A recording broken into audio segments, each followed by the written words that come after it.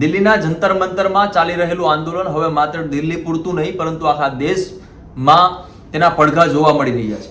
વાત કરીએ આપણે ગુજરાતની, તો ગુજરાતમાં પણ રાજકોટ હોય, જામનગર હોય, પોરબંદર હોય, અમદાવાદ હોય, તમામ જગ્યાએ આ જે આંદોલન છે એ આંદોલનના પડઘા જોવા મળી રહ્યા હતા.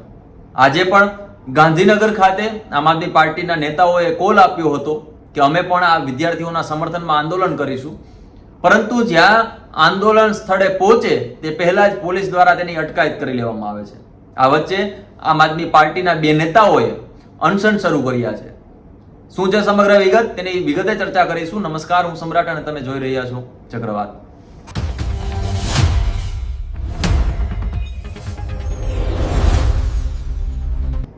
ગઈકાલે પણ ગાંધીનગરમાં યુવાનો દ્વારા એક આંદોલન કરવામાં આવ્યું ગાંધીનગરમાં, અને ત્યારે પણ ઘણા બધા યુવાનોને અટકાયત કરવામાં આવી. આજે જ્યારે આમ આદમી પાર્ટીના નેતાઓએ કોલ આપ્યો હતો કે અમે આંદોલન કરીશું, પરંતુ આ જે કોલનો જ્યાં સુધી અવાજ ગાંધીનગર સુધી પહોંચે એ પહેલા જ પોલીસે બેરિકેટિંગ લગાવી દીધા અને ગાંધીનગર એટલે આપણું પાટનગર આખું પોલીસ છાવણીમાં તબદીલ થઈ ગયું હોય તે પ્રકારના દ્રશ્યો સામે આવ્યા હતા. એટલે જ્યારે આ આંદોલનકારીઓ ત્યાં પહોંચે છે ત્યારે પોલીસ તેને ડિટેન કરે છે અને જે પોલીસ વેન છે એમાં લઈ જાય છે. આ વચ્ચે આમ આદમી પાર્ટીના બે નેતા પાયલ સાકરિયા અને ધાર્મિક માથુકિયા, આ બંને નેતાઓએ એવી જાહેરાત કરી કે અમે પણ આ વિદ્યાર્થીઓના સમર્થનમાં ઉપવાસ ઉપર બેસીએ છીએ. તેમણે આ દરમિયાન શું કહ્યું તે જોઈએ.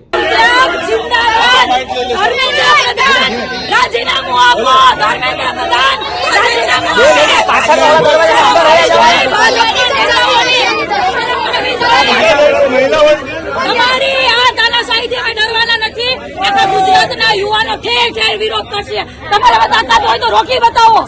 તમે કેટલાક કેટલા ભારતનો ભવિષ્ય બગડે છે. આ 14 વર્ષની ડબલ એન્જિનની સરકાર છે. તમે બચ્ચો આવો બધું બધાની માટે તમે બધાને બરાબર આખા દેશની અંદર અલગ અલગ રાજ્યોની અંદર ચાલુ જ છે. દિલ્હીની અંદર હજી સતત ચાલુ જ છે, પણ તમામ જગ્યાઓ પર યુવાનો મજબૂતાઈ રીતે આગળ વધી શકે છે. આપણા ગુજરાતની અંદર એકે એક સિટીમાં એકે એક ગામમાં જે વિદ્યાર્થી અહીંયા આવવાના હતા એને ધમકાવવામાં આવ્યા છે. જે વિદ્યાર્થી અહીંયા આવવાના હતા એમના ઘરે એમના મા બાપને ધમકાવવામાં આવ્યા છે, ટોર્ચર કરવામાં આવ્યો છે, અડધી રાતે એમને ડિટેન કરવામાં આવ્યા છે. આપણે કહેવાનું છે કે ભાઈ ભાજપ વાળાએ બધી જગ્યાએ તાનાશાહી કરી લીધી, લાઠીઓ વરસાવી લીધી, ટીયર ગેસના ગોળાઓ વરસાવી લીધા, પણ આપણું ગુજરાત હંમેશા ઇતિહાસ છે આપણા ગુજરાતનો કે શાંતિપૂર્ણ આંદોલન આપણે કર્યું છે અને કહેવાય ને કે મોટા મોટા અંગ્રેજોને આપણે ઝુકાવ્યા છે. તો આ તો આપણા દેશના ગદ્દારો છે અને ગદ્દારોના રાજીનામા માંગવાની વાત છે. તો આજે અમે શાંતિપૂર્ણ આંદોલન કરવા માટે આવ્યા હતા. આખા ગુજરાત રાજ્યમાંથી બધા આંદોલન કરવા આવતા હતા, પણ આ તાનાશાહોએ શાંતિથી આંદોલન પણ આપણને કરવા નથી દેતા. સત્યાગ્રહ છાવણીનો મતલબ જ એ છે કે કોઈ પણ વ્યક્તિ આપણા ગુજરાતનો ત્યાં આવીને અવાજ સરકાર સામે ઉઠાવી શકે, એમને ન્યાય માટેની માંગણી સત્યાગ્રહ છાવણીએથી કરી શકે. પણ આ ભાજપે આ સત્યાગ્રહ છાવણીને આખી પોલીસ છાવણીની અંદર ફેરવી દીધી છે. એટલે આજે આપણા ગુજરાતની અંદર યુવાન હોય, વડીલ હોય, ટીચર હોય, પોલીસ હોય, કોઈ પણ વ્યક્તિ અવાજ ઉઠાવવો હોય તો ક્યાંય ઉઠાવી શકતા નથી. અમે આજથી ભૂખ હડતાલ પર હું અને ધાર્મિકભાઈ બેસીએ છીએ અને જ્યાં પોલીસ જ્યાં લઈ જશે ને ત્યાં અમે બેસીને ભૂખ હડતાલ કરીશું. કેમ કે અમારે આંદોલન કરવાનું છે, અમારે ન્યાય માટેની માંગણી કરવાની, શાંતિથી અમે માંગણી કરીએ છીએ. તમારે અમને જ્યાં લઈ જવાય ત્યાં લઈ જાઓ. બાકી અમે પરમિશન નાખેલી હતી સત્યાગ્રહ છાવણીની, અમને છતાં પણ બેસવા નથી દીધા. અમે અહીંયા બેઠા છીએ.